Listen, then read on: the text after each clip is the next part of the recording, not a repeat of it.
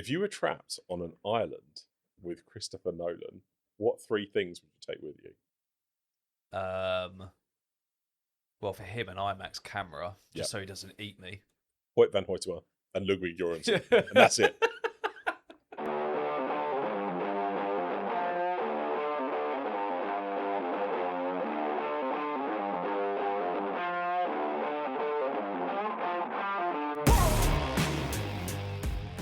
Hello, I am Sam. And I'm Ian. And we welcome you back to the latest episode of One Credit After Another, a show where we dive into the career of a filmmaker or actor and their latest project. Nolan, IMAX. Do you see what I did there? I did, but I didn't expect how high you were going to go with IMAX. I thought you were going to go like Nolan, IMAX. No, that's the Rawhide theme. Yeah, that's what I mean. But it doesn't go IMAX. No, they do. They go. See, I always get confused. Is it Rawhide or that cartoon with the squirrels? Which one is which? I have no idea. I swear, there's a part of me that just thinks, is that a Rolo advert or something like that? Do you not remember the film? They do a parody of Rawhide. Yeah. What is in Alvin and the Chipmunks? Something like that. Okay. Well, they're the only. No. Three hamsters on screen. No. It's they might not be squirrels or hamsters or chipmunks. Okay. They're some kind of rodent. What a weird way to start a Nolan podcast. Anyway, Christopher Nolan returns, and this time he is dabbling with a Greek Matt Damon, a non-CGI giant Cyclops, and the almighty pressure of not only overthrowing Abe as the king of Odysseys, but also living up to being a kind of sequel to the classic 2004 film Troy. I'm going to breathe now. That's one breath. Take your asthma pump. Nolan's Odyssey follows a date. I've done it again. Is it Odysseus? No, Odysseus? it's Odysseus. Yeah. Odysseus. Yeah. Nolan's Odyssey follows Odysseus, the legendary Greek king of Africa. Ithaca. On his I'll do that again. Nolan's Odyssey follows. This is going to be a nightmare to edit. No, say again. Africa. Ithaca, isn't it? Nolan's Odyssey follows. If I was editing this, it would definitely would. I have hang on. It's Odysseus. Odysseus. Yes, it. No, it is Odysseus. Odysseus, yeah. And Attica. And Ithaca. You might have to do the intro. Nolan's Odyssey follows Odysseus, the legendary Greek king of Ithaca. On his long and perilous journey home following the Trojan War. Sorry, I thought we were doing like an ad-lib situation where I had to finish off every sentence. Chronicling his encounters with the mythical beings such as the Cyclops, Polyphemus, Sirens, and the nymph Calypso. Well, I knew that one. While attempting to reunite with his wife, Penelope.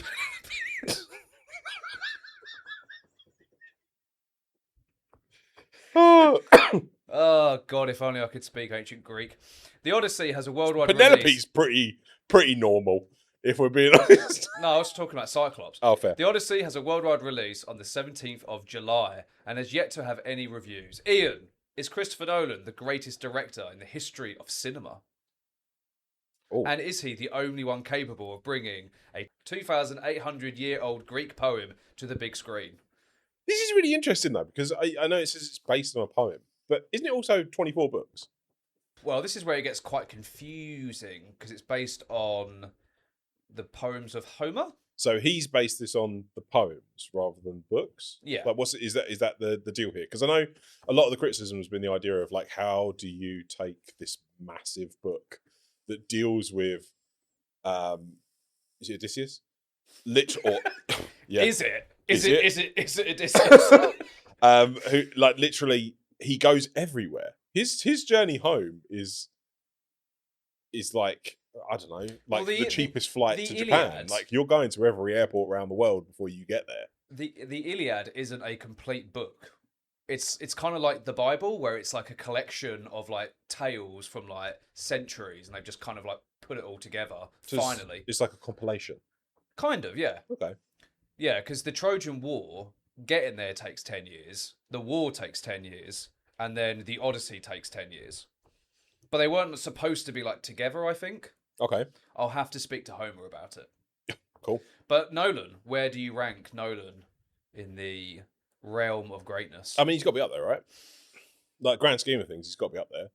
You could arguably say he's quite a safe director in some instances, but like Safe? some people would say he's safe because he's very confident in the space he works as a genre filmmaker. I wouldn't say safe. Not when you're playing around with like different genres like every 3 or 4 years. True.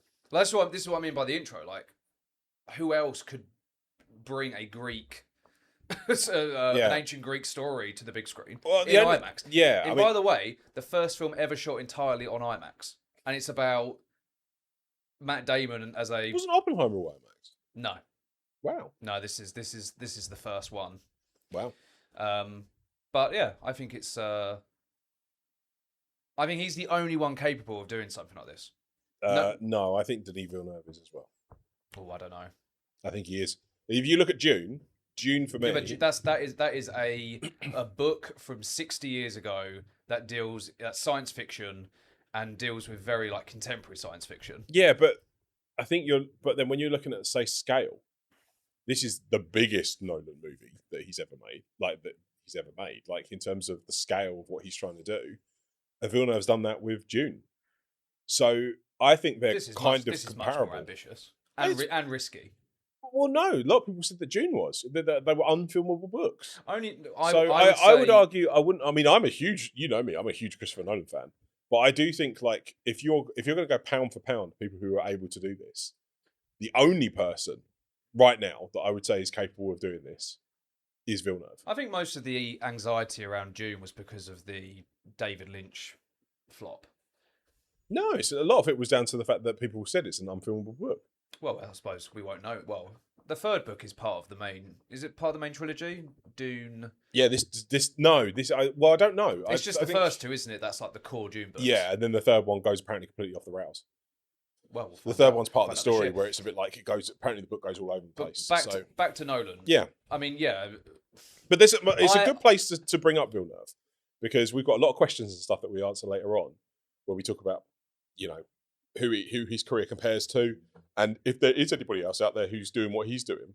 And I genuinely would put my hat on it. And I'm a huge Nolan fan. I'm the biggest Nolan fan out of two of us.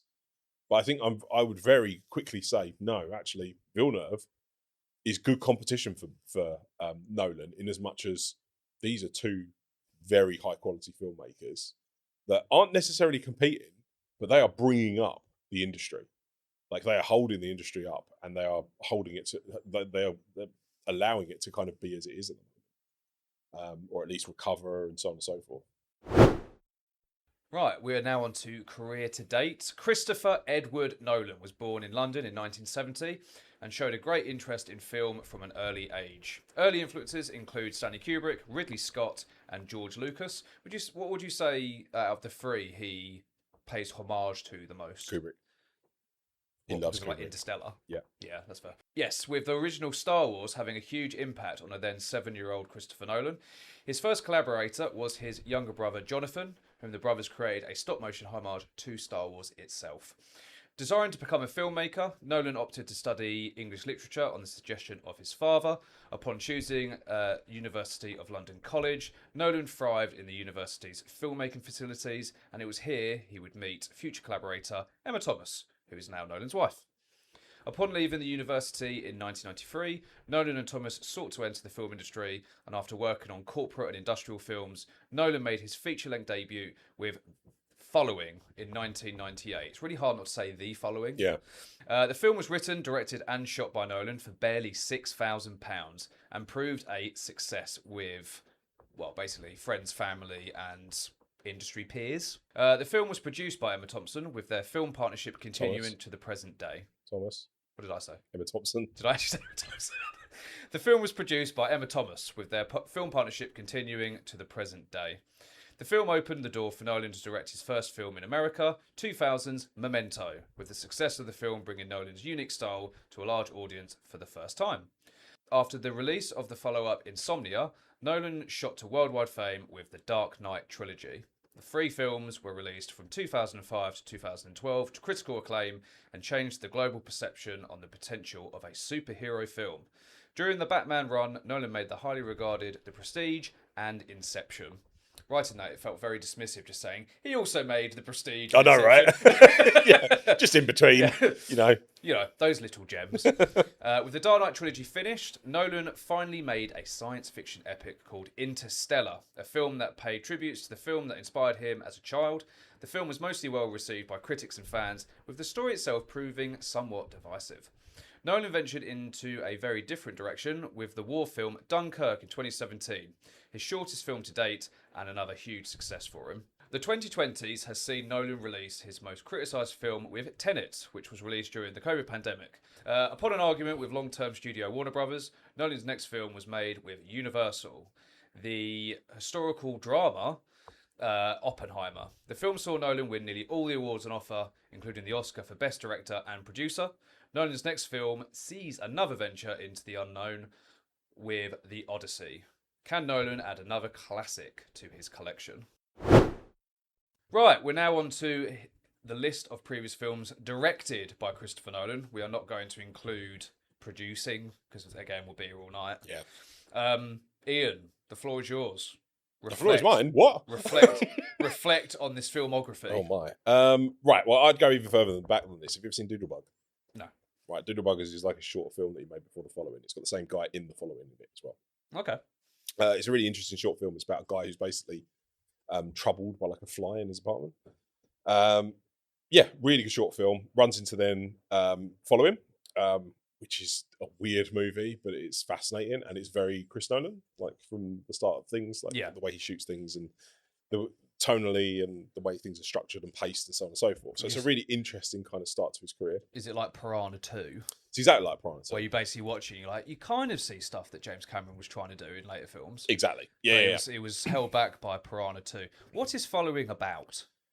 Following is literally a guy, I think he's like, he's a writer. I think he's a journalist.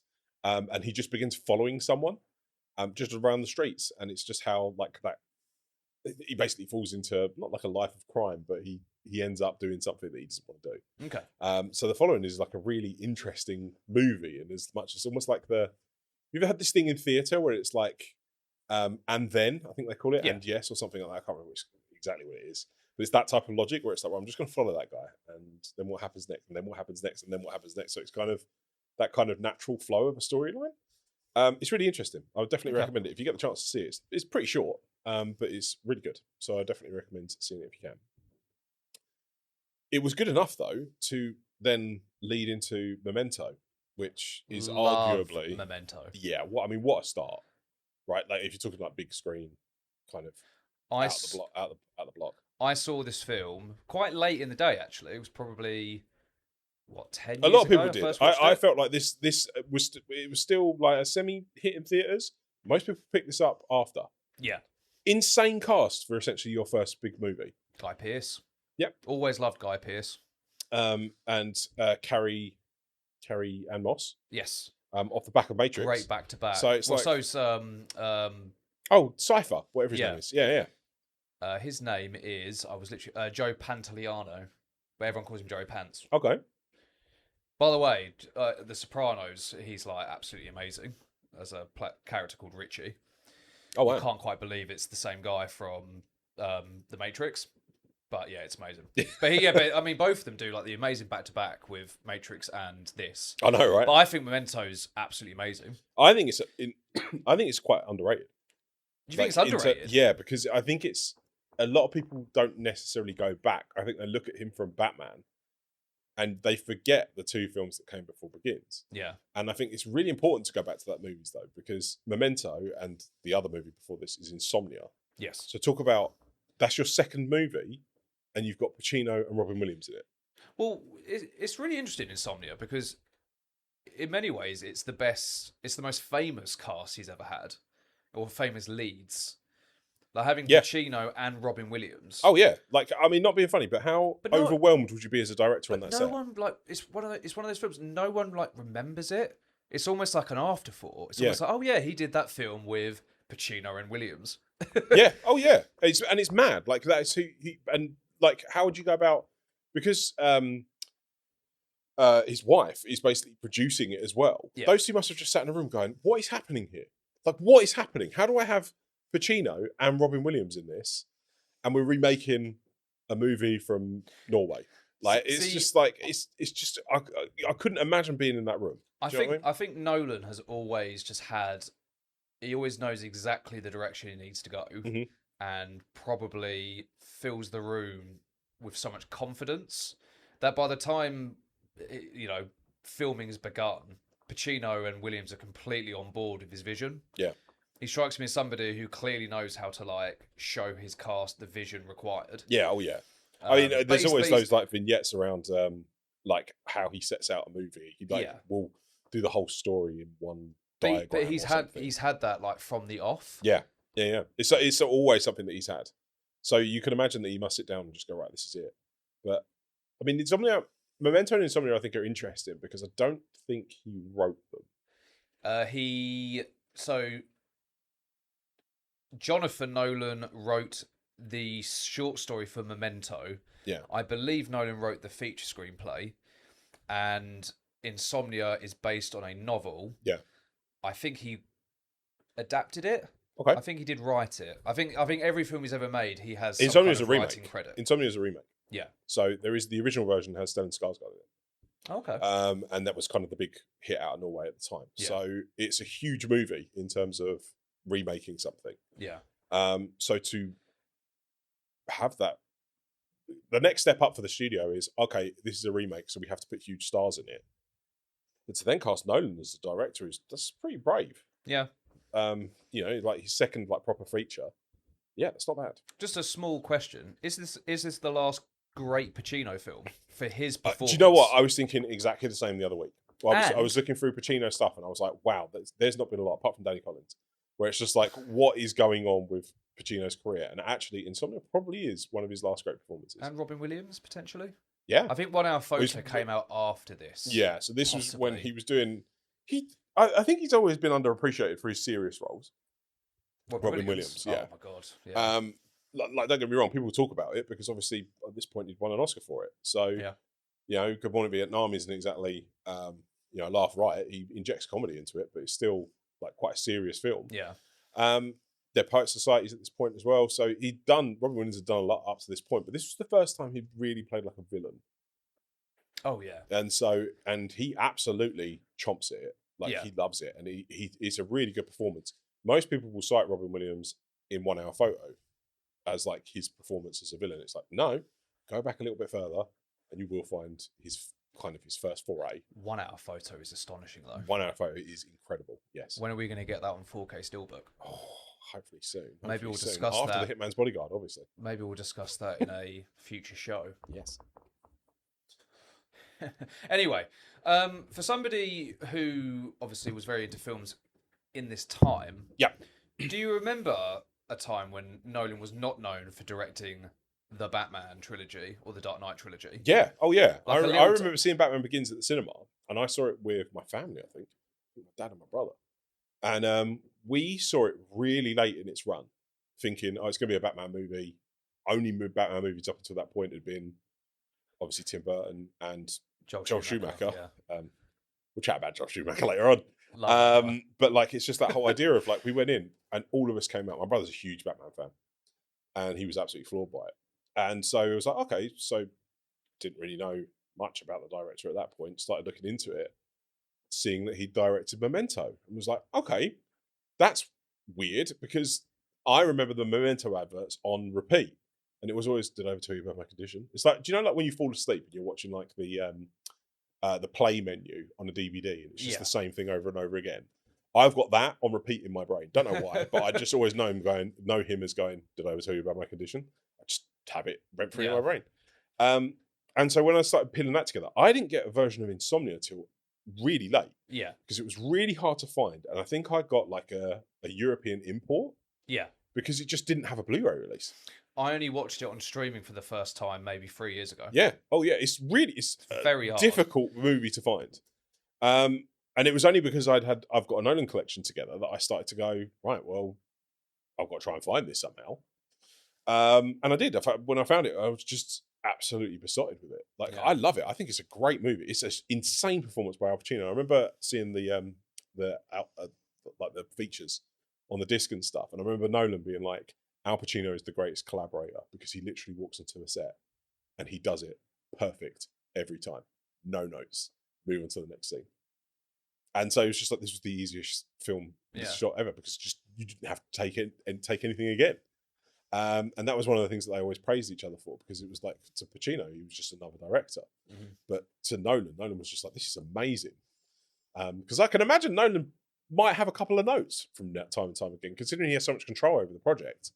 He must go into some being like, I bet he allows quite a lot of freedom, but he must have some where he's just like, right, just amp this up a little bit more. I that's where I think he takes probably, previous directors on board in terms of giving notes. He's not going to go up there with 9 pages of notes. He's just going to say, do that a little bit like this. Yeah, I think there was like a video with Gary Oldman, who he's collaborated with a lot of the Batman films, obviously. And I think the only note he ever gave him was just like less intense in like one scene with the Joker. Yeah, I think, and that's it. I think he's probably a director, an actor's dream. Yeah, based on like, he feels like a proper traditional director, right? Yeah, very British. Just lets people get on with it.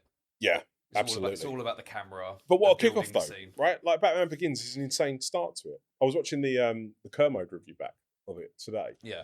And it's really interesting because he just says he walked out the film and he was just chatting to other critics and he was like, I cannot believe that they've made an independent movie like as a Batman movie, because all the structures there is like a really smaller production that's like very character driven and so on and so forth. Everyone was just blown away by it. And so it's really interesting to see that at the time of critics coming out of that film going, this was amazing. Because I remember me as a 15-year-old or something like that coming out of this being like, that was awesome. Like this feels like the most serious take on Batman. When I'd just come through, I think we were just going through the comic phase of the graphic novel phase. Me and my brother were going to the library at the time, renting the graphic novels of the Batman, just learning about that, learning it through that way. So we'd started to get used to like the darker version in the graphic novels, and then when this version came out, it was like, this is great. Like this is like, goodbye Joel Schumacher. Like this is a serious take on this character. Good villain. Liam Neeson's fantastic. Anyway, it's cast really well. It's shot amazingly. It looks beautiful. It's one of those films at the moment where you could literally put it on tomorrow and it's aged so well because it just looks so good and everything's practical. Well, that is another thing. His films do tend to age very, very well, regardless of what changes there might be in the industry. Yeah, absolutely. He does kind of like, he's the perfect balancer of like traditional filmmaking with advancing technology. Yeah. Like he's always looking to see what we can do with an IMAX camera, but the Cyclops must be real. Yeah. It can't be CGI. We are going to make a massive puppet here. Yeah. But no, the Dark Knight trilogy, I would say people of our generation would say that's the best trilogy of the 20th century. I mean, we could talk about Dark Knight. Do you want to talk about Dark Knight? Because I don't think we really need to. I think it literally speaks for itself. We don't, in the grand scheme of, well, I suppose the main question I will ask you is it his best film? No. Okay. Well, we'll talk about the filmography and go back to that. Yeah. But I suppose that would be on most people's lips. Like, most people. I think in general it's arguably his most accessible movie, particularly since like he's now got the confidence and the bravado and the money to be able to do what he wants. He can be more complicated in what he's doing. And to be fair to him, he does trust audiences to know what's going on in his movies.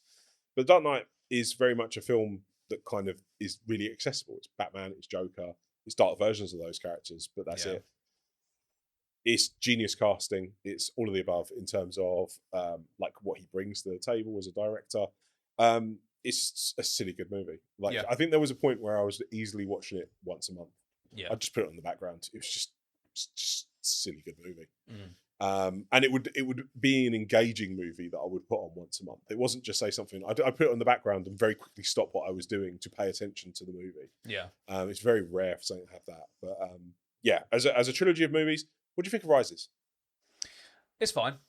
Yeah. Yeah. It's I'm on the, I've always kind of been on the fence with the Dark Knight trilogy's kind of like place in people's hearts, because I don't think the plots are very like overwhelmingly like complicated, but the performances are so brilliant that they just basically like completely overwhelm every scene. Yeah, to the point where I almost feel like half the time you forget what's actually like going on. Yeah, it's just there's a lot of scheming and backstabbing. So my favorite is Begins.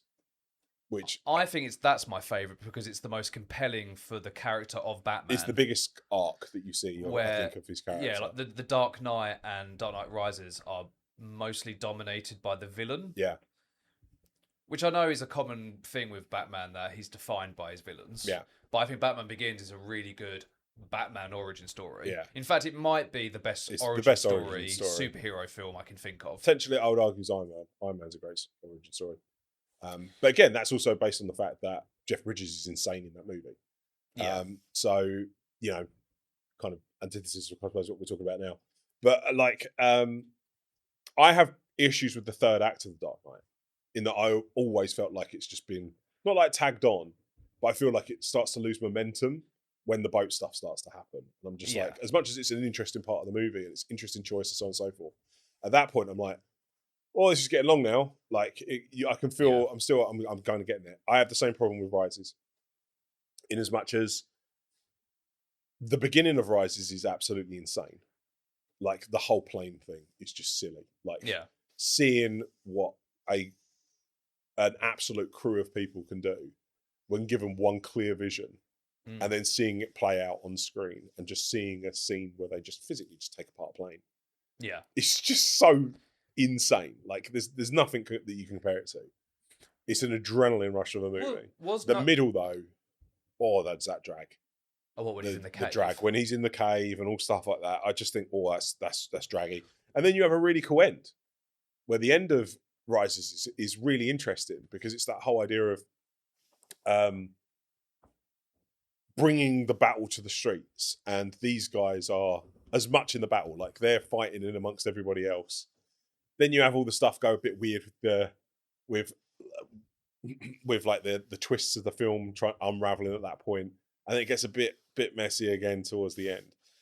But I like the combination when it gets like the hoo, hoo, ha of like the Zimmer score and stuff like that. I think it's adrenaline fueled at that moment in time.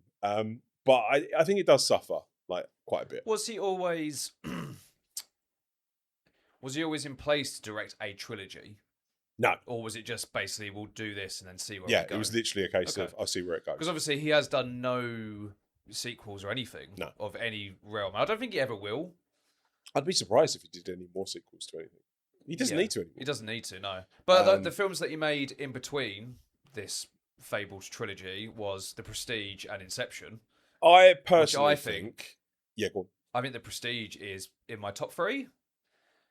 Don't know. Of all time, or Nolan? Just Nolan. Honestly, what a 5-film run. Oh, yeah.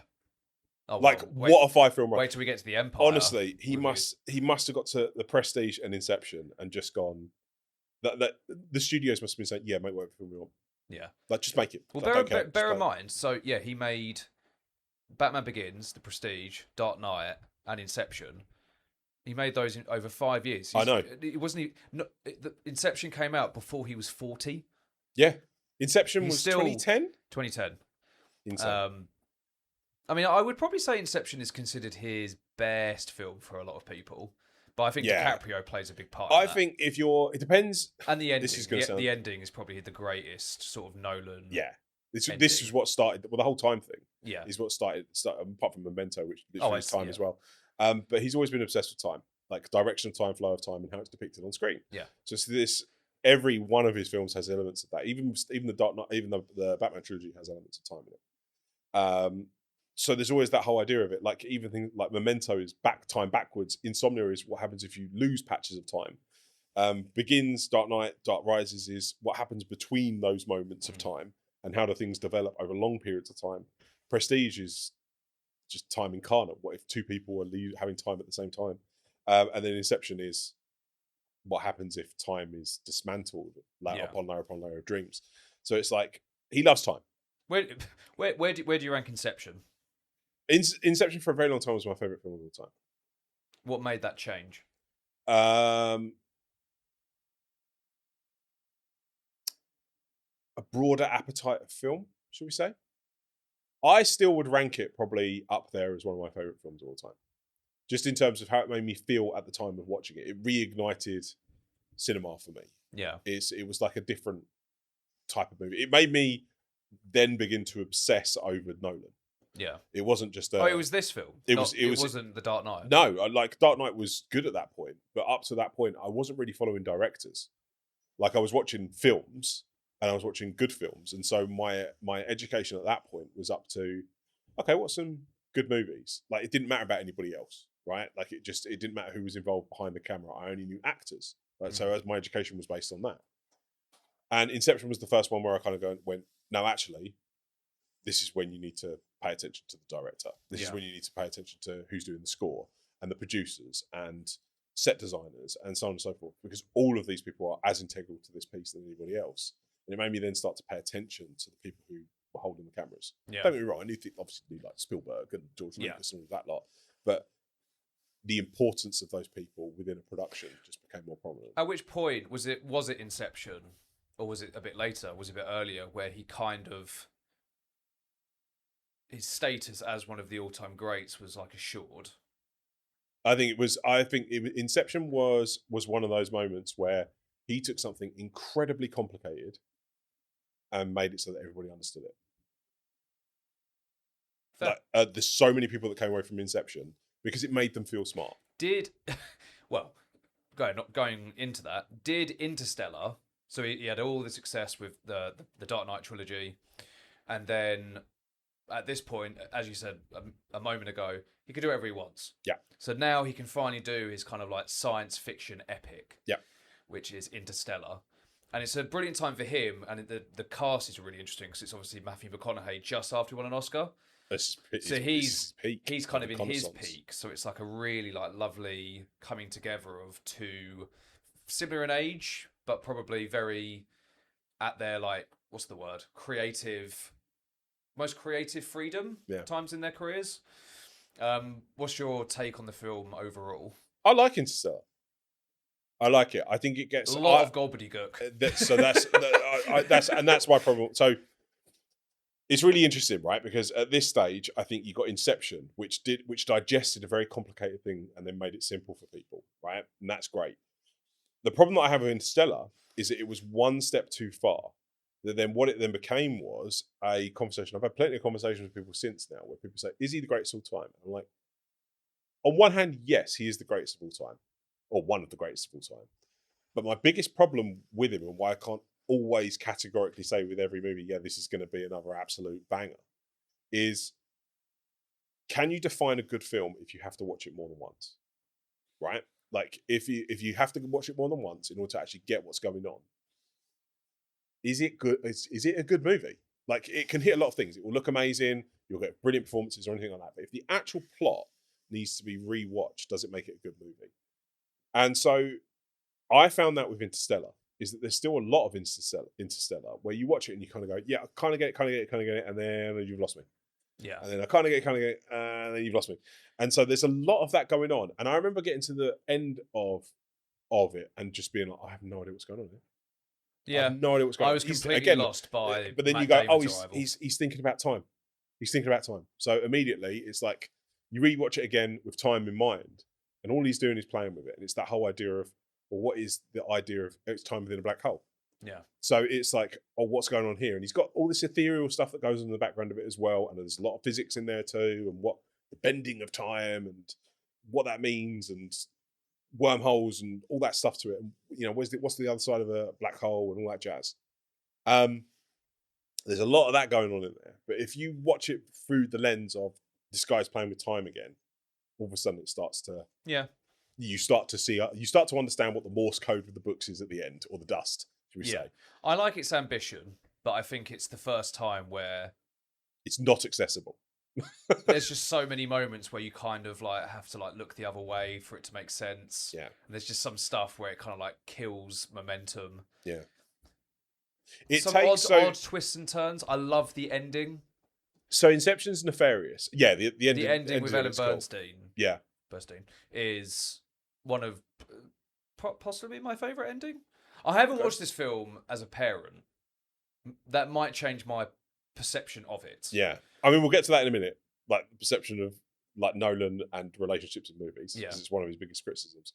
But one of the things I would say about Interstellar and the complicated stuff is in Inception.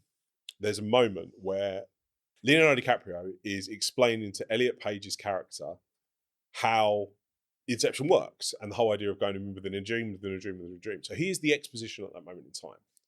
Now, the problem is he then uses that exposition dump quite a lot throughout the rest of his movies. So in Interstellar, you get a lot of it where they'll say, oh, yeah, Murphy, my daughter. Oh, what after Murphy's Law? Oh, yeah, Murphy's Law. And this is what Murphy's Law is. So he does that. He does it in Tenet when they're talking about like how the bullet could go back into, how things go back in time and so on and so forth. I think you've got Leah Seydoux, who's, no, is it Leah Seydoux? Yeah. Yeah. So she's in there and no, it's not Leah Seydoux. Oh, wait, in the film? She's, the French actor who's telling them about the... No, it's not Marion Cotillard. That's Dark Knight Rises. Yeah. In Tenet, there's... at the gun range, I can't remember her name. But she's explaining essentially how all that works. Again, it's an exposition dump. As his films have got more complicated, he has lots more of those moments. Yeah. And the problem is when you have a lot of those moments in a movie, it then makes it complicated. Because if you're not in that sphere and you don't know what those theories are, it makes it more complicated. So when you get to say things like Interstellar, that's then where I start having that criticism of, is this a good movie if I have to watch it 12 times to know what's actually going on properly? And so I think this is where I think we see a bit of a wobble. I think if your first viewing experience is rewarding and you understand the most important aspects of a film, then it's fine. Yeah. But, I mean, we'll talk about Tenet in a bit, yeah. which falls foul of this much more than Interstellar does. But we do have Dunkirk, which is, considering its subject matter, probably his most simple film in terms of structure. What a film. Oh, man, it's amazing. I mean, this is his simplest version of time shown on screen. But it's probably his most effective use of time on screen. Yeah. It is. I mean, obviously, it's about the evacuation of Dunkirk, and we see the three perspectives of land, sea, and air. Yep. And it all fits together so well. I feel like in this process, he had just made Interstellar, and he thinks, I'm about to make Tenet. I'm just going to make a film which I can enjoy filming. I don't know if he was about to make Tenet. I think Tenet for me in his filmography is he met with the Broccolis and they said to him, we really want you to direct a James Bond movie. And he went, I want Final Cut then. And they went, no. And he went, fine, I'm going to go make my own James Bond movie with time and guns and prostitutes and hookers, just like the Bender quote from Futurama. Yeah. And he literally went off and did it of his own accord. I still think that Dunkirk was always meant to be his awards movie. So by this point, he'd done quite a lot, but he hadn't been really recognised for a lot of stuff. And I reckon Warner Bros. Went, no, you make Dunkirk, because it's a relatively small budget compared to what he's done before. And they wanted to give him an award. Or they wanted him to, because he was prestigious. He was a Warner Bros. Director at that point in time. So they wanted Nolan to also have the accolades so that they could put it on DVD boxes, right? So you got all of those things going on. So that's why I think Dunkirk has come out to it. What I find Dunkirk is most interesting, though, if we go back to the time analogy, is this is the first instance where it feels like he starts to explore how time works within the medium of film. It's that whole idea of, because he's not necessarily saying, oh yeah, time's different for different people. Like Interstellar was like, what happens to time in space when you have gravity attacking it and stuff like that? It's like, well, no, this is a bit different. This is time within the confines of the genre that then allows for, well, what happens like when people aren't on screen? How much time do we allow between here and here? The apex that the three times move into is thrilling.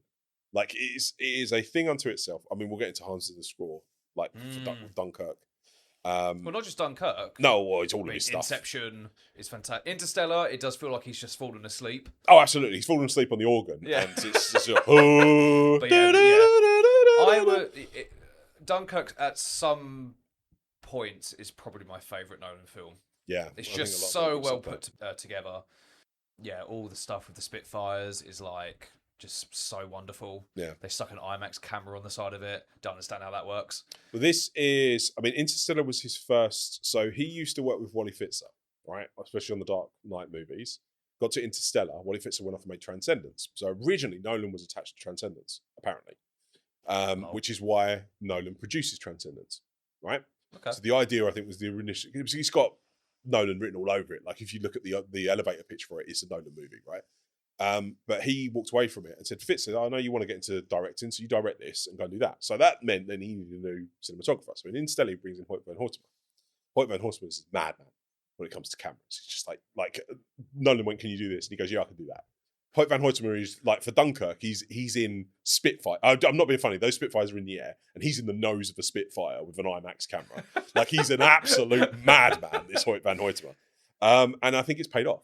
Yeah. Right, grand scheme of things. So it's this is like their second collaboration, but holy cow, is it a remarkable collaboration? Yeah, he gets things out of that, man. Those two working together, they get stuff out of it. Consider as well, an IMAX camera is both really heavy and really loud. Very loud. So how they get the stuff out of it?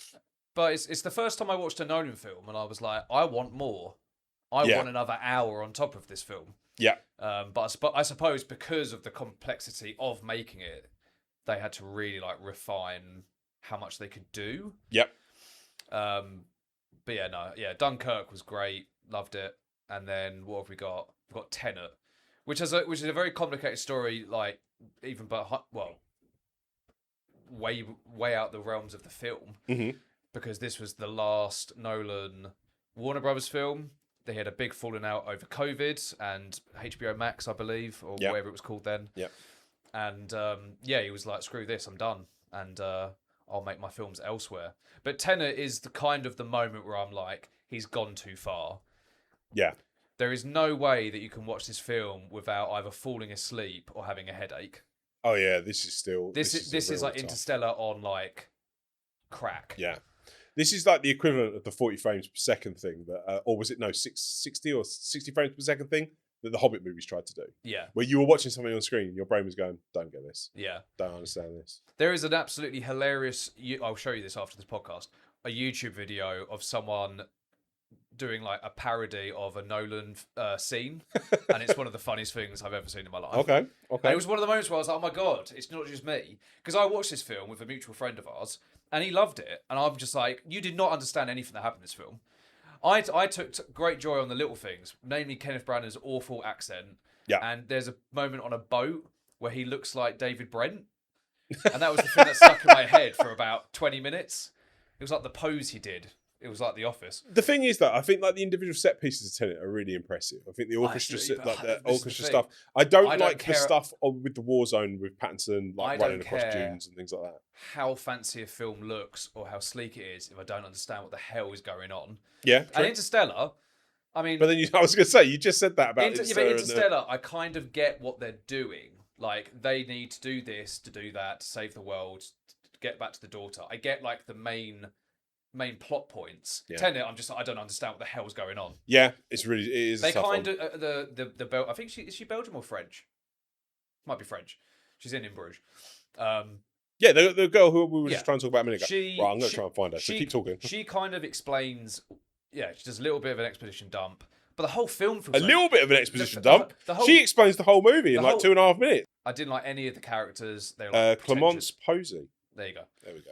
Yeah, just the character. Yeah, it's. I mean, Christopher Nolan. We haven't really gone too far into like major criticisms of him, but I think a lot of people would consider him pretentious, and this film just like unleashes all of like his pretentious qualities. I do think this is him like saying, "I'm going to make a James Bond movie." Though I wish it was more successful because it would have been like, one in the eye for a James Bond movie. It did okay money considering it was a COVID film. This was in the middle of COVID, and he refused to change the date. Yeah. So the fact that I'm not sure if it washed its face. I think in theory it made more than its budget, but less than its marketing budget. Right? Yes. Like it's one of those movies. That's not bad during the middle of COVID, where films were making nothing. Well, when films were going straight to streaming services. Yeah. So, but this is his most sort of. I saw it in cinema with Marston. I saw it with our friend. No, I think this is the moment in his career where it was like, is this just going to be like the road he goes down now? Yeah. But then announced to the world that he was doing a film about J. Robert Oppenheimer and the first ever nuclear bomb to go off. Yeah. The first question that happened when that came out was, how the hell is he going to do that? Yes. Like, how is he going to do that? I like that thing about Nolan where it creates conversations. Like, well, how's he going to pull this off? And like mystique. And the Odyssey. How's he going to pull off the Cyclops? That was the first thing I thought about. Yeah. I was like, there's an enormous Cyclops in this. Well, the whole story, it's like, how are you going to do this? How are you going to do it? But yeah, Oppenheimer. I've always had a real fascination with this specific time period. What were your thoughts on the film? Because this film is his awards film. Yeah. This is his big Oscar moment for basically everyone involved. Cillian Murphy, himself. I think before... The 400 other people that he's literally got so many famous people in this that set extras are famous. They're just like, yeah, just chuck me in the film. Why not? Did you like it? I really liked it. Yeah, yeah, I did like it. I was a big fan. Again, there was a moment in the film where I was getting very lost in the flashbacks. Yeah, I was just like, where are we now? What's going on? Yeah, but I think it did enough to like hold everything together. Some of the scenes are fantastic. Like basically the scene of Oppenheimer, everyone praising him, and he can kind of see like charred bodies. Yeah, is like chilling. Yeah, the Truman scene's brilliant. Well, I say obviously that the flashbacks and flash forwards are a bit convoluted. They mostly work really well. Yeah. The Einstein stuff I find interesting. That's the stuff where I'm just kind of like, oh, did we really need... It's just a little bit too distracting, but it does make complete sense. Do you know what I mean? Yeah. It's one of those where it's like, oh, it's Einstein. Yeah. Oh, yeah, this is actually very important. Probably the most important scene in the entire film. In the whole film, yeah. But it's Einstein. Yeah. That I will say that's one thing that does happen a lot in his filmography. His cast is very interesting. His cast is always interesting. He has a lot of returning cast. Like in The Prestige. But he just goes nuts. In The Prestige, you have David Bowie. Yeah. Playing Nikola Tesla. Yeah. And you're like, it's David Bowie. Yeah, well, this is what we're saying. Like in his second feature movie, he's sitting there with Al Pacino and Robin Williams. No, like, I'm talking about... No, but that's how it evolves. Like it evolves then past, oh yeah, I can get the biggest names or the biggest stuff. It's like, let's put weird people in this. Yeah. Let's go nuts here. Let's really show people what happens when you put one of the Safdie brothers that up to that point was known for directing Uncut Gems into your movie. Oh yeah, let's put the guy from Drake and Josh in this movie and then just see what happens. Yeah, but he actually... This is inspired casting. He's the one who actually does the bomb. He pressed the bomb, yeah. But that's what I mean. Is just like, yeah, let's just go nuts. Let's just put people in it. What do you reckon the next one will be? Who will be in the Odyssey? Will it actually be Achilles himself? Like the Achilles? The Achilles. We would have just gone, yeah, we'll chuck him in there. Yeah. No, honestly, I was looking at the cast for the Odyssey today, and I'm like, there are some really, really weird people in this movie. But again, makes me excited because I'm like, where are they going to fit in and what are they going to do? So just to kind of give you a bit of an idea. So the Odyssey obviously has Matt Damon in it. It's got Tom Holland in it. Tom Holland saying weird stuff about, this is my last film as a boy. And stuff like that. Like my next films are all going to be I'm going to be a man and stuff like that. He's really... No, I get where he's coming from. He's basically saying, like, I can't play the role of... Yeah. Sort of like following in my father's footsteps kind of thing. But then you got Tom Holland, Anne Hathaway, frequent collaborator, which actually might be up there for one of the most collaborations soon. Nowhere near. Robert Pattinson... No, obviously his wife. Whoa! Robert Pattinson... Might not be his wife. Emma Thomas. Ah! Literally produces everything. I corrected myself, I didn't know. Anne Hathaway, Robert Pattinson, Lupita Nyong'o, Zendaya, Charlize Theron, Elliot Page, Samantha Morton. I haven't seen Samantha Morton for years. That's cool. John Bernthal, Himesh Patel, Mia Goth, Benny Safdie's in it again. Logan Marshall Green, who I haven't seen on screen since The Invite, or The Invitation, I think it was, and Upgrade. Did you watch Upgrade? That was a great movie. Leigh Whannell, yeah, and stuff like that. I was like, what are you doing there? John Leguizamo's in it. James Remar's in it. Like, there are some names in this movie. So, like, Corey Hawkins is in it. Like, there's loads of names where you're just like, you're just going to get people just in the background. Are you excited to see The Odyssey? I am excited to see The Odyssey. Going back very briefly to Oppenheimer, were you finally delighted that he won Oscars? Or at that point, you're just like, well, it doesn't really matter. It's kind of a career Oscar up to that point, isn't it? We already knew that he was one of the best, and this kind of just sort of reaffirms it for the people who aren't massively into his career. Yeah. I think for what he did for cinema, I do think he should have got it for Inception. Personally. Because what he did for narrative within films with Inception, I think was exceptional. And I think that he really missed out on that year. And I remember sitting there watching the Oscars being like, this feels like a bit of an error. Interstellar, I was not surprised because of the criticism that it had. And obviously Tenet, no, he wasn't going to really see anything for that. Dunkirk, I was a bit surprised with as well. That's another Oscar-worthy movie, particularly from a director standpoint. Like, it's so precise, that movie, that it's impossible to ignore how well directed that is. Oppenheimer then for me was like, well, yeah, you did a really good job, but up until that point, you didn't do bad with everything else. So, and that's without even mentioning things like Dark Knight. Right, we are now on reflections and questions on Nolan's film and career. Let's do it. Empire review. What do you reckon? Best and worst Empire review. Well, I reckon probably his best movie is 5-star. I reckon his worst movie is 4 stars. It's literally going to be like that. Well, you'd be surprised. Okay. Right, so the best reviewed film, what are you going for? If he's got anything less than 3 stars, I'll be surprised. Okay. His best reviewed movies. I mean, he's going to have several 5 stars. There's no point me picking just one. Right, so we have got Batman Begins, the first 5-star film. Okay, makes sense. Heartbroken Memento didn't get it. Okay. Absolute bullshit. Then we've got The Dark Knight, got 5 stars. Okay. Then we've got Inception with 5 stars. Okay. The Dark Knight Rises with 5 stars, which I think now would probably be close to 4. 4, yeah. Interstellar, 5 stars. Yep. I think that would be closer to 4 as well now. Interstellar's a weird one because that film has got a lot of lovers. It's also got a lot of it punches you in the face pretty hard the first time around. Yeah. Interstellar, 5 stars. Dunkirk, 5 stars. Yep. And Oppenheimer, 5 stars. Okay, cool. So he's got that's a serious fabulous career in terms of Empire prestige. What's his lowest rated film? Oh, it's got to be something like it's got to be a Following. So do we count the Following? We do. It's just Following. Just Following. So Following got 3 stars. Okay.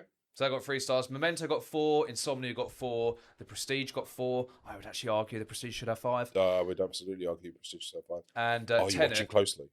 Tenet got 4 stars. Okay. So I would actually argue that Tenet should be that's his highest grossing film, or highest rated film, I should say, that I think actually deserves a 3-star rating.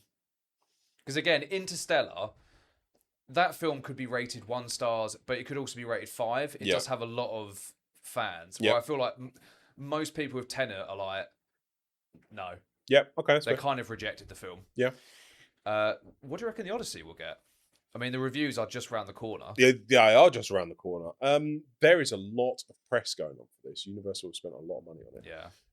This is going to be 5 stars. Right. So when are we recording? We are recording this on a Monday. This is when my logic starts coming in. If we see reviews tomorrow, it's going to be a good film. If we see reviews on Thursday, I'm going to be worried because it comes out Friday.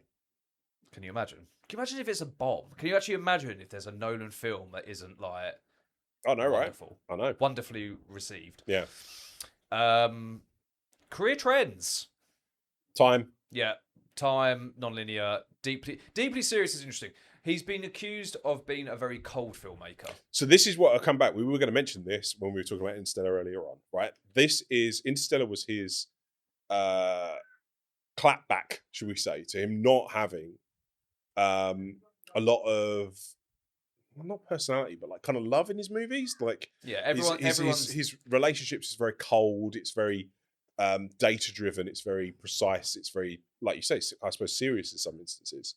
Well, all the emotions, I would say, before came from the villains. Like, all the heroes of his films were very, very on the ball, serious.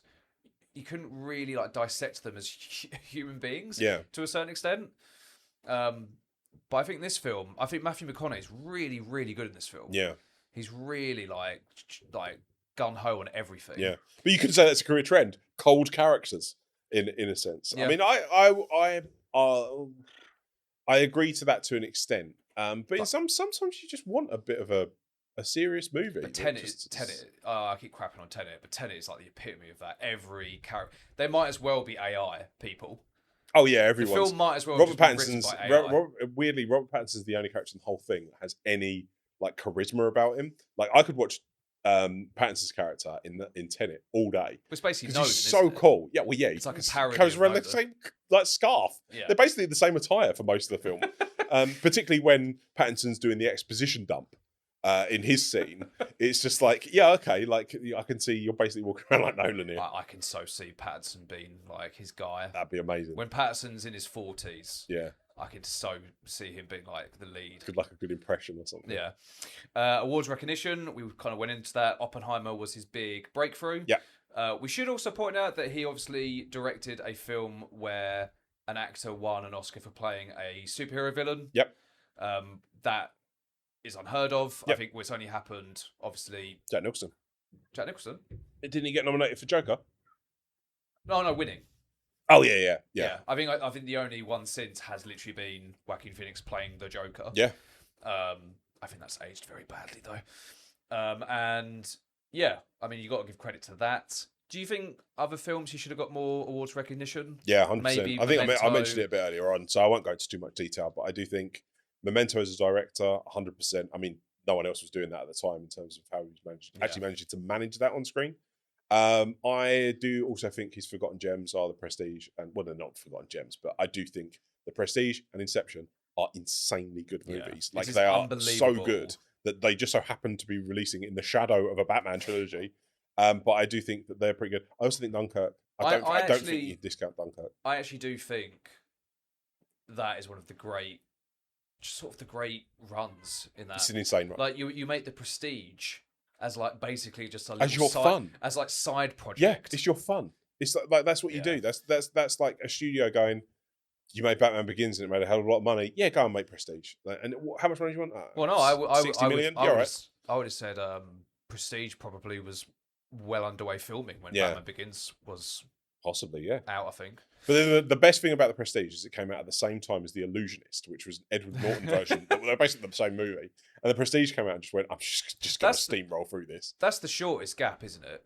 Batman Begins and The Prestige. It must be barely it must be like a year months between them or something like that, yeah. What movies were on the path to superstardom? Batman Begins. Yeah. Batman Begins was the film that cemented his place as like Batman one Begins of the great talents. Were his great talents in the realm of making profit at a box office. I think his superstar begins before that, because I don't think you could discount the people that are going to a Christopher Nolan movie as his first feature or his second feature. Like, I know we prattled on about it so many times. In his first and second feature, he had Guy Pearce, Carrie-Anne Moss, Cypher, and like Al Pacino, Robin Williams. Yeah.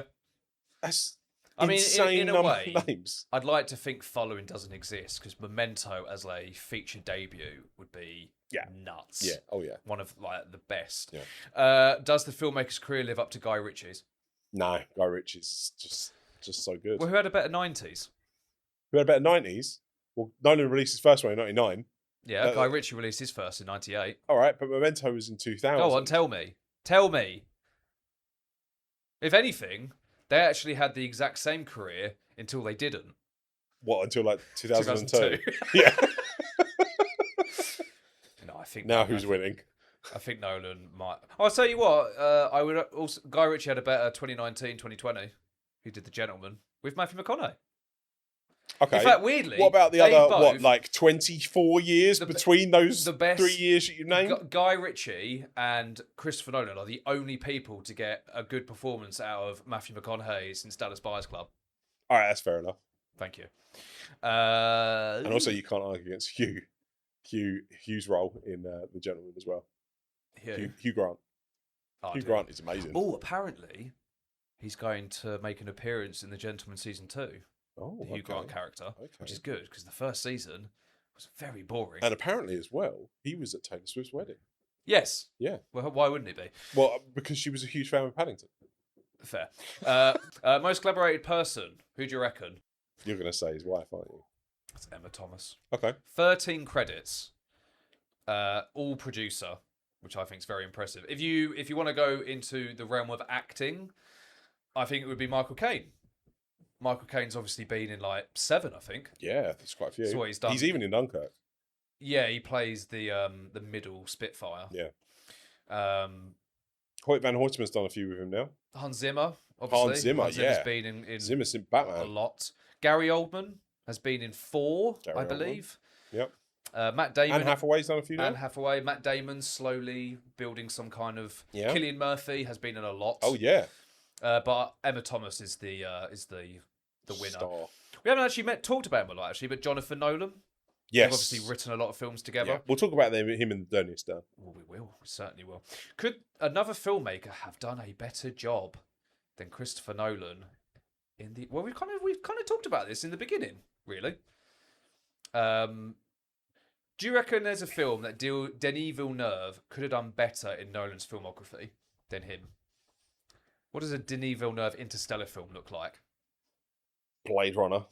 Well, I'll tell you what, the Denis Villeneuve James Bond film would be very interesting. Yeah. Comparing that to Tenet. Yeah. Can't be any... well, can you imagine if they actually cast like Robert Pattinson as Bond? Yeah. It's weird. But then you've got things like, honestly, like they're kind of... You look at Nolan, right? One of his biggest criticisms is he's quite a cold filmmaker. Denis Villeneuve is the complete opposite of that. His characters are like full of passion and they're all broken. And it's just look at Passengers. Have you Arrival? Yeah, but Arrival I thought was very Dune's Nolan. cold. No, I thought Arrival's cold. I watched that film and I was like, this is... Because it came out just after Interstellar. I'm like, Jesus Christ, is every science fiction film going to be like a miserable mess? Enemy's a bit weird though. Have you seen Enemy? I haven't actually. Enemy's a bit weird. Incendies. Sicarios good though. I've probably butchered that. Incendies. That is. I bought that off your recommendation. That is. I haven't seen it yet. That is a brilliant film. Yeah. But yeah, what do you reckon? Denis Villeneuve? I genuinely think that if you were going to put pound for pound two filmmakers next to each other that are absolutely at both the height of their careers in terms of what they can deliver, the prestige that they bring to cinema, that can still put bums on seats, that still care about the medium and are passionate about the medium, I don't think you can look any further than Villeneuve. I've got a fun question for you. Which film will make more money, The Odyssey or Dune 3? Odyssey comes out within a week of a Spider-Man movie, and Dune 3 comes out in the wake of an Avengers movie. Yeah. So I think they're both going to have a fight on their hands, put it that way. Dune 3 is a threequel versus The Odyssey is a Nolan movie. Yeah, but Dune 3, there's a... Dune 3 has exclusive IMAX over Avengers. That Avengers movie is not getting an IMAX screen until at least February. That is hilarious. The power of Denis. Biggest box office success and flop according to IMDb. Oppenheimer was nearly $1 billion. I know that Dark Knight just got over $1 billion. It got like 1.046 billion or something like that. This is literally so tight. Is it? Yeah. Between The Dark Knight and Rises, I'd say. Inception made 800 million. 846 million or something like that. Interstellar didn't get anywhere close. Dunkirk didn't get anywhere close. Oppenheimer, I think, is his closest. It's got to be between Dark Knight and Dark Knight Rises. What are you picking? Dark Knight Rises. I'm going to say that Rises just pips Dark Knight. Correct. Yes! The Dark Knight Rises made 1.084 billion. So it's literally like 20 billion between the two. Or 40 billion. 20 million. Oh, 20 billion. You just said 20 million. You said 20 billion. 20 billion between the two, you know. Lowest What's grossing. another zero? Lowest grossing Another film. 3. I'm not including Following because that literally didn't have a box office. I think that literally just came out on like 7 DVDs from his friends. Yeah. So what is the lowest grossing film? Memento. Oh, interesting. No, it's Tenet. Is lowest grossing? Yeah. Okay. I suppose that makes sense though. It's COVID year, I suppose. Well, it lost money. It lost $40 million. Oh wow, okay. So yeah, it made 365 million, but it was roughly a loss of about 40. Okay. Memento, I think, made about 20 million. Oh, nice. Roughly, okay. But it was very low budget. If they were making a film about Christopher Nolan, who would play them? I think we've kind of summed up with Robert Pattinson. Yeah, I'd love to see Dan Stevens playing though. When's Dan Stevens going to get his break? Well, he kind of. I mean, The Guest is awesome. That came out 12 fucking years That's ago. mad, isn't it? Downton Abbey. Tom We all know what happened. Tom Holland. You've put Tom Holland. I put Tom Holland. Tom Holland's like. Tom Holland is like a third of the size. Did you know he's like fallen in love with Christopher Nolan? Oh, I'm sure he has. He's pretty much said that he's complete. Like the new Spider-Man that's coming out has been infected by Tom Holland's work on the Odyssey. Tom Holland. Basically, his career is going downhill from this It podcast. disappears. He's noted that he won't be a child on screen He's 30 anymore. years old. He can't do many more Spider-Man films. And he's about to be in a Nolan film, probably never be in one again. That's fair. Could the director have made Batman and Robin better than Joel Schumacher? This might be the greatest sort of like reason to have this question, because Joel Schumacher's Batman and Robin basically gave way for Nolan to do the film he wanted to do. Schumacher's Batman legacy died so that Nolan's could fly. Yes, that's exactly right. Exactly it. So no, he couldn't do. But Joel Schumacher, to be fair, apologised for Batman and Robin. I'm still waiting for Nolan's apology for Tenet. He's never going to apologise for Tenet. No one's given us a Batman credit card before. Like, I would actually pay money to have seen Nolan's reaction to seeing Batman and Robin. I bet he loved it. I bet it was one of those like guilty pleasures where it's like, this is the best thing I've seen like since like 2001. Like it's 2001, closely followed by Batman and Robin. Have you actually heard the story that Christopher Nolan insisted he wanted to replicate Joel Schumacher, and Warner Brothers literally brought in Cillian Murphy's Scarecrow to give him some kind of nightmare? Just don't. And that's why Nolan is so passive in everything. Well, he's just been drugged. Since then, Warner Bros. Has drugged Christopher Nolan into just this really cold filmmaker. And this drug ran out around COVID. They tied his scarf a little bit too tight on the set, and it was just like, let's try and get some sort of hallucination. That's the whole inspiration of Scarecrow's like nightmare drug. What other fields could they work in? What other field could Nolan work in? So yours made sense, and then I thought of something else. Narrating documentaries on film. That makes absolutely sense to me. For me, I think he would be like Jack Lemmon in Glengarry Glen Ross, but for Kodak film. It literally isn't a thing anymore, but he's going around like, I'm gonna sell this. He would be Jack Lemmon in that scene. Nolan is gonna be such a fabulous old man shouting at clouds. He's still flogging that Kodak camera. I remember I was watching a lot of interviews of him when Dunkirk came out, and the way he talked about film.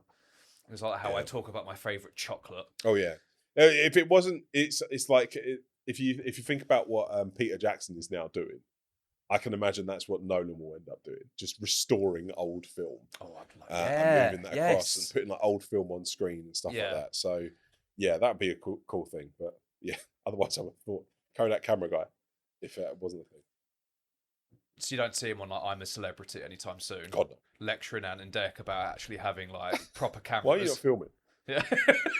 Unlikely collaborations. I went with Zack Snyder. Yeah, I went with Warner Bros. I mean, that's fair. That actually makes the most sense. Yeah. Because he's done Zack Snyder stuff. Like famously, he is good friends with Zack Snyder. So I don't see them not working together again in future. Yeah, but Man of Steel was like the last negative Nolan credit. Nolan is technically credited on Justice League. Yeah, but as an executive. Version. Yeah, but notice how every movie he gets further and further away from actually producing. Yeah, to the point now where he says, like, I don't actually know what Batman is. Yeah, he's just like, what's D what? DB? Using AI. I mean, I can't really ever see him doing that since he's been hating CGI. He'll make a movie. Well, when we said about Transcendence, he was going to be in that. That was an aggressively anti-AI movie.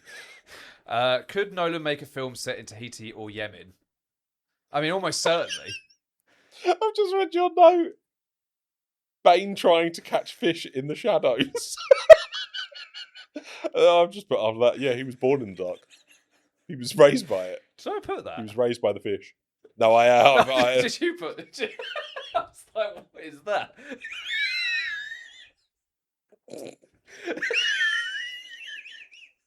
So Christopher Nolan, a standalone, a spin-off Bane movie where he was born in the dark, catching fish in the shadows. Oh dear, fantastic! But the most important question of all: the dirtiest Stern. Well, this is interesting. I mean, he is, but. Yeah, he is by a country mile. Jonathan Nolan has had a stellar career, and you could argue that his movies that he's written with Jonathan Nolan are his most successful, or has been most well received. Did he write the Dark Knight films? I think he had a hand. They've co-written a lot. I think he co-wrote. Yeah, no, he did the short story from Memento. I think they both wrote Prestige, Inception, and Interstellar. Yeah. So, I mean, Jonathan Nolan since Interstellar has more focused on television. He's done Westworld and obviously Fallout. Yeah. He's not actually as involved in Fallout as people think. They think he's like the showrunner. He isn't. He's just an executive producer that's directed a couple of episodes. Yeah. But he's got he has a great love for video games. Yeah. And yeah, I think the Derniest Dern is Christopher Nolan, but Jonathan Nolan can be very, very proud of his efforts. Do you reckon Jonathan Nolan will ever get into directing? Almost certainly. But the problem is everything that he would make would be compared to Christopher Nolan. Yeah. I think that's probably why he thought, right, I'm done writing films. But I want to run the show. Yeah. And I think TV would be a safe spot. And it's very similar. It's good control, right? It's very similar because he obviously collaborates a lot with his wife, Lisa Joy. They did Westworld together, didn't they? They did Westworld together. They did her directorial debut with Hugh Jackman. I can't remember what it's called, but that was a big disaster. But yeah, they've done really well with TV for the most part. Fallout's a massive success. Maybe Christopher Nolan will direct an episode of Fallout. That was a very big thing when Oppenheimer came out, because obviously Christopher Nolan made a film about Oppenheimer and the nuclear bomb, and then Jonathan Nolan has done Fallout, which is all about the aftermath of said nuclear bomb. Okay. So that was like a nice... They've had a lot of conversations behind the screen. Yeah. But Thanksgiving for them guys is probably just one big chat about what they're doing. Oh, can I nick that idea? Yeah, okay. Weirdly, Jonathan Nolan has almost said the exact same thing when he was promoting Fallout. Really? I was like, can I have this? Can I use that? Amazing.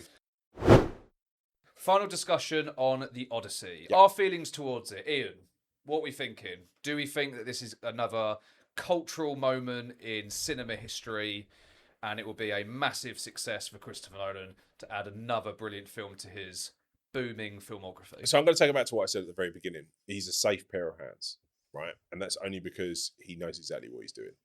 He doesn't do anything that he's not confident in. And so I think that's probably what I was trying to get at the beginning, rather than necessarily say, oh yeah, he's a safe pair of hands because what he does is pretty formulaic. Obviously, it's not.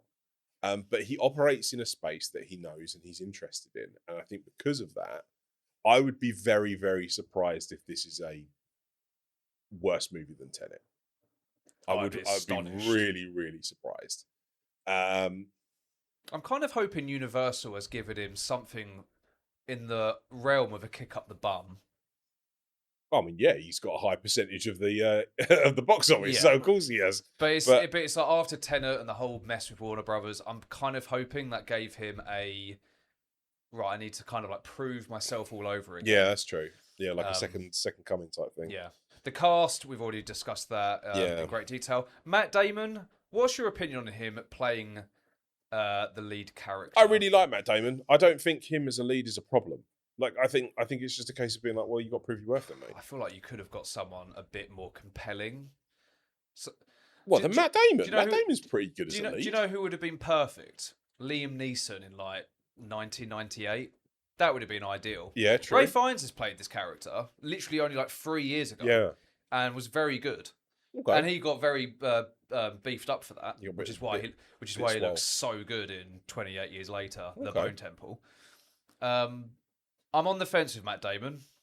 There's a lot of criticism towards the cast for both good and stupid reasons. Okay. But we'll find out in literally a week. As I say, it's a safe pair of hands. I trust every decision that Nolan's made on this. Okay. Like, I don't see why you would listen to anyone but him when it comes to this stuff. So I think from that standpoint, I'm excited. The studio making it is Universal.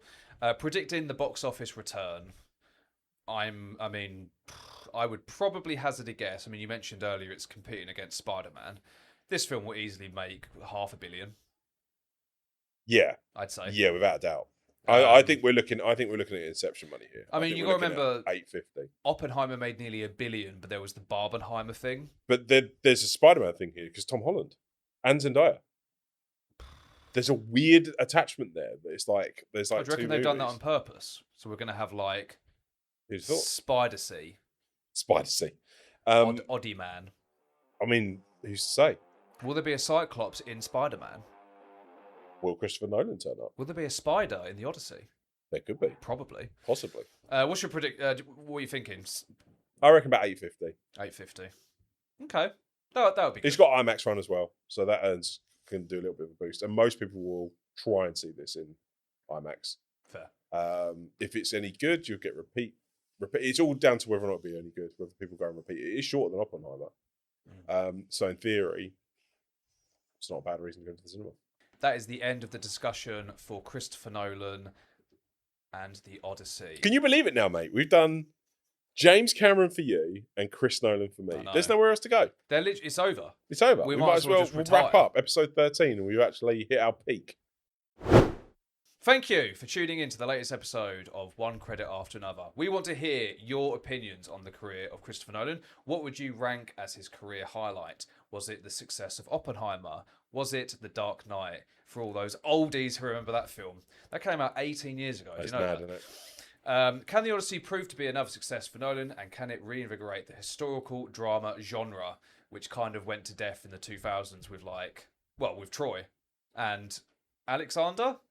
That Colin Farrell film? And technically The Immortals. And The Immortals. Henry Cavill. Thank you for listening, and we will see you on the next One Credit After Another. Thank you, and goodbye. Bye.